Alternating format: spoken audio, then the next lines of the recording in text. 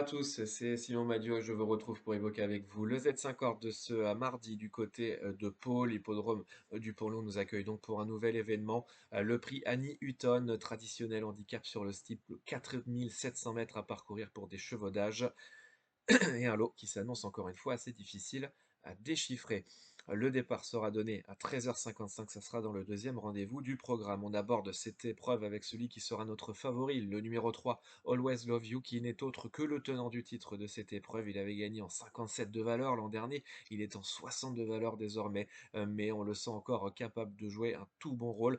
Dernièrement, dans la course référence, le prix Auguste de Castelbajac fin décembre, il a plutôt bien couru sur une piste qui n'était pas assez profonde pour ses aptitudes. Ici, il est certainement monté en condition, il aura son terrain. Si tout se passe bien, le pensionnaire du très en forme, Jérôme Delaunay, doit être en mesure de jouer un premier rôle. En deuxième position, le numéro 9, Galop du Large, qui a vraiment une très belle chance à défendre ce mardi. Le cheval de la famille Pelletier monte en puissance dans ce meeting. C'est un cheval qui sait terminer ses courses, qui n'a plus à faire ses preuves dans les grands handicaps. Alors c'est vrai qu'il ne gagne pas souvent, il n'a pas forcément la tête d'un gagneur, mais dans ce terrain et à ce niveau, il a certainement un très bon rôle à jouer et sera donc notre bon point d'appui pour les places. En troisième position, le numéro 7, Inside Montlieu, qu'il faut absolument reprendre. Ça s'est pas très bien passé depuis le début du meeting pour lui, mais cette fois, il aura son terrain, il revient à une valeur qui est vraiment très intéressante dans les handicaps. Il avait terminé à l'arrivée de cette épreuve l'an passé. On sent de la confiance dans son entourage avec un bon parcours. Le pensionnaire d'Erwan Graal doit être en mesure de lutter pour les très bonnes places. En quatrième position, on aura le numéro 4, Jéricho Bouloise, qui a été déclaré non partant à deux reprises depuis le début du meeting. Difficile de savoir exactement pourquoi. Ici, il aura au moins repris de la fraîcheur. C'est un cheval qu'on sait capable de bonnes fins de course, qui fait très bien cette piste de Pau. Il a déjà gagné à deux reprises dans le Béarn. Il semble plutôt bien pris dans les handicaps et avec les œillères australiennes, il pourrait être peut-être un petit peu plus concentré en début de course. C'est vrai que c'est un cheval qui a tendance à être un peu loin dans le parcours.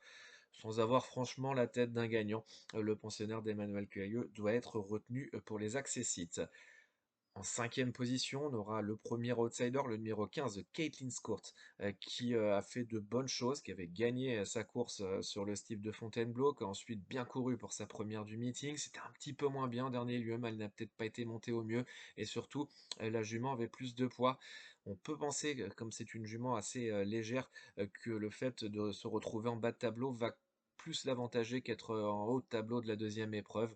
Le terrain ne va pas la déranger, son entraîneur est plutôt confiant pour les places, c'est un outsider intéressant. Et enfin, en sixième et dernière position, un autre outsider très valable, c'est le numéro 13, Or Dream, qui va monter de catégorie puisqu'il reste sur une deuxième place dans un réclamé, mais c'était bien ce jour-là, il monte en puissance, c'est un cheval qui a déjà bien fait dans les handicaps, qui apprécie cette piste paloise, et puis le terrain lourd ne va pas le déranger. Si tout se passe bien, il lui est également capable de venir jouer des troubles fêtes. Et puis en cas de non partant, la méfiance avec le numéro 6, bien évidemment, King Lodin, qui a très bien couru pour ses deux premières courses du meeting, qui semble bien placé, mais avec qui on peut avoir une vraie interrogation sur son aptitude au terrain plus lourd. C'est vraiment ce qui nous gêne dans sa candidature, mais si il s'adapte aux conditions du jour, bien évidemment que le pensionnaire de Daniel Amélé aura son mot à dire, tout comme d'ailleurs le numéro 5, Gardons le sourire, qui lui aussi pourrait être dérangé, et vraiment plus d'ailleurs que le cheval de Daniel Amélé, par le terrain lourd.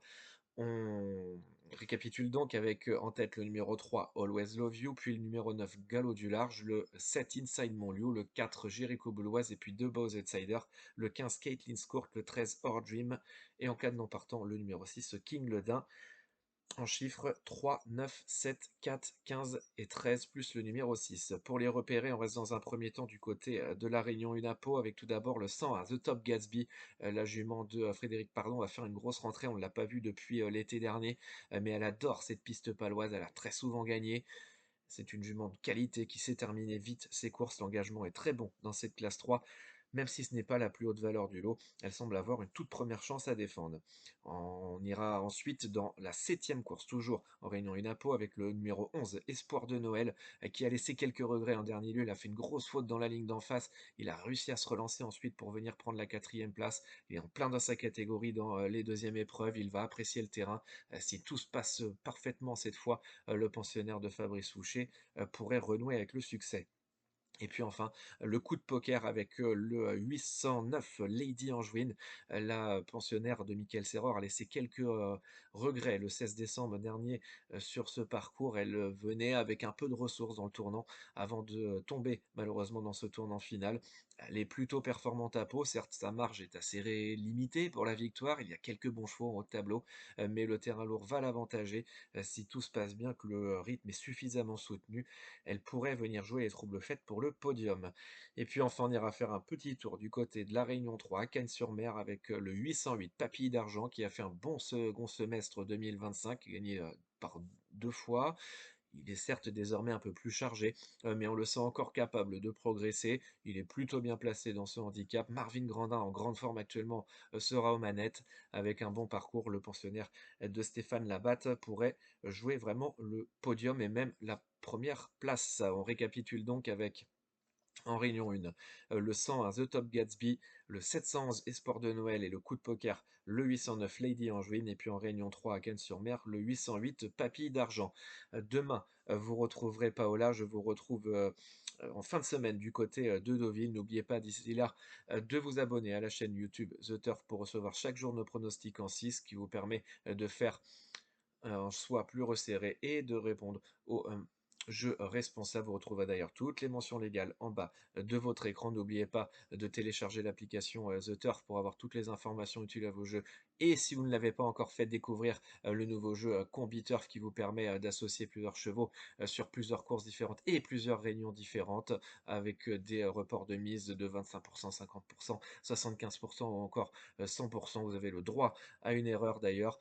Donc n'hésitez pas à vous laisser tenter par ce nouveau jeu Combi Turf. Et puis surtout, n'oubliez pas qu'avec The Turf, ça va aller.